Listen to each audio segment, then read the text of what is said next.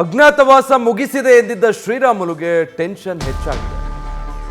ಬಳ್ಳಾರಿಯ 7 ಕ್ಷೇತ್ರಗಳ ಮತ ಶಿಕಾರಿನೇ ದೊಡ್ಡ ಚಾಲೆಂಜ್ ಆಗಿದೆ. ಬಳ್ಳಾರಿ ವ್ಯಾಪ್ತಿಯ 7 ಕ್ಷೇತ್ರದಲ್ಲಿ ಹಾಲಿ ಕಾಂಗ್ರೆಸ್ ಶಾಸಕರ ಹಿಡಿತನೇ ಇದೆ. ಕಾಂಗ್ರೆಸ್ ವೋಟ್ ಬ್ಯಾಂಕ್ ಭದ್ರತೆ ಮಾಡಿಕೊಳ್ಳೋದಕ್ಕೆ ಅವರೆಲ್ಲ ಮುಂದಾಗ್ತಾ ಇದ್ದಾರೆ. ಮತ್ತೊಂದು ಕಡೆ ಶ್ರೀರಾಮುಲು ಬೆಂಬಲ ಪಡೆ ಮೇಲೆ ರೆಡ್ಡಿ ಕಣ್ಣು ಹಾಕಿದ್ದಾರೆ.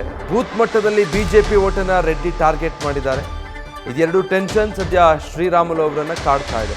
ಈ ಸವಾಲುಗಳನ್ನು ಹೇಗಪ್ಪ ಮೆಟ್ಟಿ ನಿಲ್ಲೋದು ಈ ಬಾರಿ ಚುನಾವಣೆಯಲ್ಲಿ ಅಂತ 7 ಸವಾಲುಗಳು ಈ ರೀತಿ ಶ್ರೀರಾಮುಲು ಅವ್ರಿಗಿರುವಂಥದ್ದು. ಒಂದು, ರಾಜಕೀಯ ಅಸ್ತಿತ್ವ ಉಳಿಸ್ಕೊಳ್ಬೇಕು. ಅದಕ್ಕಾಗಿ ಮತ್ತೊಮ್ಮೆ ರಾಮುಲು ಅದೃಷ್ಟ ಪರೀಕ್ಷೆಗೆ ಇಳಿತಾ ಇದ್ದಾರೆ.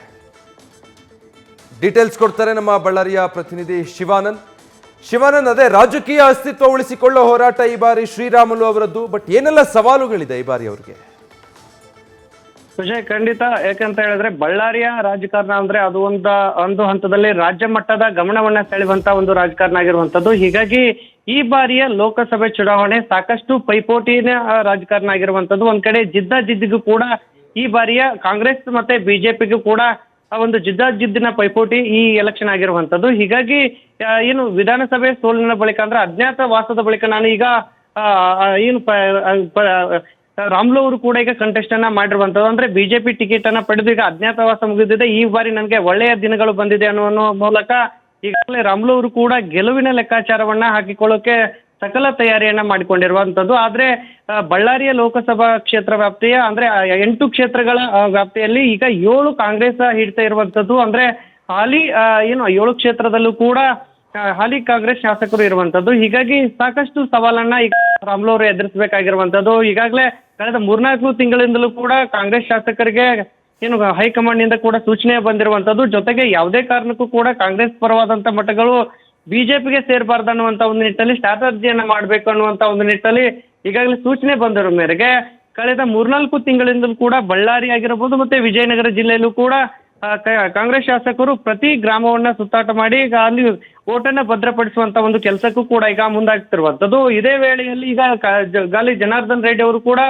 ಬಳ್ಳಾರಿಯ ಹಿಡಿತಕ್ಕಾಗಿ ತಂತ್ರವನ್ನ ರೂಪಿಸಿರುವಂತದ್ದು. KRPP ಪಕ್ಷದ ಮೂಲಕ ಬೂತ್ ಮಟ್ಟದ ಓಟ್ಗಳನ್ನ ಸೆಳೆಯುವಂತ ಒಂದು ಕೆಲಸಕ್ಕೂ ಕೂಡ ಮುಂದಾಗಿರುವಂತದ್ದು. ಅಲ್ಲದೆ ಈಗಾಗಲೇ ಇರುವಂತ ಬಿಜೆಪಿ ಪರವಾಗಿ ಇರುವಂತ ಓಟ್ಗಳಾಗಿರ್ಬೋದು ಮತ್ತೆ ಮುಖಂಡರನ್ನ ತಮ್ಮ ಪಕ್ಷಕ್ಕೆ ಸೆಳೆಯುವಂತ ಒಂದು ಕೆಲಸಕ್ಕೂ ಕೂಡ ಮುಂದಾಗಿರುವಂತದ್ದು. ಈಗಾಗಲೇ ಸಂಡೂರು ಭಾಗದಲ್ಲಿ 100ಕ್ಕೂ ಹೆಚ್ಚು ಕಾರ್ಯಕರ್ತರನ್ನ KRPP ಪಕ್ಷಕ್ಕೆ ಸೇರ್ಕೊಳ್ಳುವ ಮೂಲಕ ಎಲ್ಲೋ ಒಂದ್ ಕಡೆ ರಾಮುಲು ಅವ್ರಿಗೂ ಕೂಡ ಪರೋಕ್ಷವಾಗಿ ಟಾಂಗ್ ಕೊಡುವಂತ ಕೆಲಸವನ್ನ ಗಾಲಿ ಜನಾರ್ದನ್ ರೆಡ್ಡಿ ಅವರು ಕೂಡ ಮಾಡ್ತಿರುವಂತದ್ದು. ಒಂದ್ ಕಡೆ ವಿಧಾನಸಭೆ ಸೋಲಿನ ಬಳಿಕ ಅದೃಷ್ಟ ಪರೀಕ್ಷೆಗೆ ಇಳಿದಿರುವಂತ ರಾಮುಲು ಅವರಿಗೆ ಎಲ್ಲೋ ಒಂದ್ ಕಡೆ ಈಗ ಕಾಂಗ್ರೆಸ್ ಹಿಡ್ತಾ ಇರುವಂತ ಕ್ಷೇತ್ರಗಳು ಮತ್ತೆ ಜನಾರ್ದನ್ ರೆಡ್ಡಿ ಅವರ ಬೆಂಬಲಿಗರ ಪಡೆ ಮಾಡ್ತಿರುವಂತ ಈಗಾಗಲೇ ಬಿಜೆಪಿ ಓಟ್ಗಳನ್ನ ಸೆಳೆಯುವಂತ ತಂತ್ರಗಳು ಎಲ್ಲೋ ಒಂದ್ ಕಡೆ ಟೆನ್ಷನ್ ಕೂಡ ಕೊಟ್ಟಿರುವಂತದ್ದು. ಹೀಗಾಗಿ ತನ್ನ ಪರೋಕ್ಷವಾಗಿ ತನ್ನ ಗೆಲುವು ಕೂಡ ಈ ಬಾರಿ ಆಗುತ್ತೆ ಅನ್ನುವಂತ ಒಂದು ನಿರೀಕ್ಷೆಯಲ್ಲೂ ಕೂಡ ರಾಮುಲು ಅವರು ಕೂಡ ಇರುವಂತದ್ದು. ಈ ನಿಟ್ಟಿನಲ್ಲಿ ಈ ಬಾರಿ ಜನಾರ್ದನ್ ರೆಡ್ಡಿ ಅವರು ಕೂಡ ಹೇಳ್ತಿರುವಂತದ್ದು ಈ ಬಾರಿ ರಾಮುಲು ಅವರು ಸೋಲ್ತಾರ ಅನ್ನುವಂತ ಒಂದು ಹೇಳಿಕೆಯನ್ನ ನೀಡಿರುವಂತದ್ದು. ಆದ್ರೆ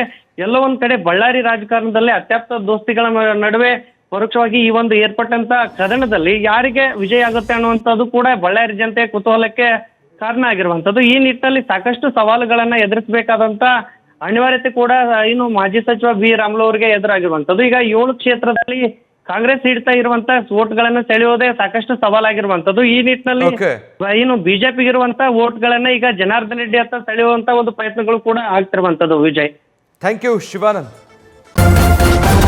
ನ್ಯೂಸ್ ಫಸ್ಟ್ ನಿರ್ಭೀತಿಯಿಂದ ನಿಮ್ಮ ಪರವಾಗಿ.